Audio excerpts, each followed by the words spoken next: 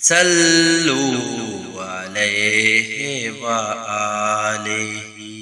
رسول اللہ صلی اللہ علیہ وسلم نے فرمایا، اگر لوگوں کو معلوم ہوتا کہ اذان اور صف اول میں کتنا ثواب ہے اور پھر انہیں حاصل کرنے کے لیے قرآن اندازی کرنی پڑتی تو وہ قرآن اندازی بھی کرتے۔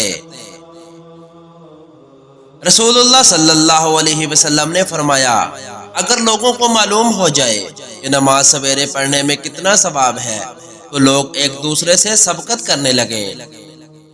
رسول اللہ صلی اللہ علیہ وسلم نے فرمایا، اگر لوگوں کو معلوم ہو جائے کہ عشاء اور صبح کی کتنی فضیلتیں ہیں تو اگر گھٹنوں کے بل آنا پڑتا تو پھر بھی آتے۔ رسول اللہ صلی اللہ علیہ وسلم نے فرمایا، جس نے ہمارے دین میں از خود کوئی ایسی چیز نکالی جو اس میں نہیں تھی تو وہ رد ہے۔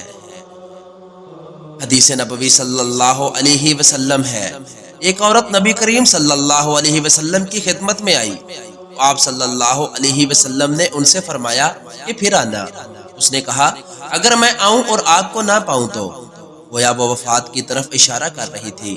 آپ صلی اللہ علیہ وسلم نے فرمایا، اگر تم مجھے نہ پا سکو تو تم ابو بکر صدیق کے پاس چلی جانا۔ رسول اللہ صلی اللہ علیہ وسلم کا فرمان ہے، منافق کی 3 نشانیاں ہیں۔ جب بات کہے تو جھوٹ کہے گا، امانت دی جائے گی تو اس میں خیانت کرے گا اور وعدے کو پورا نہیں کرے گا۔ رسول اللہ صلی اللہ علیہ وسلم نے فرمایا، انسان کے بدن کے 360 جوڑوں میں سے ہر جوڑ پر ہر اس دن کا صدقہ واجب ہے جس میں سورہ طلوع ہوتا ہے، اور لوگوں کے درمیان انصاف کرنا بھی ایک صدقہ ہے۔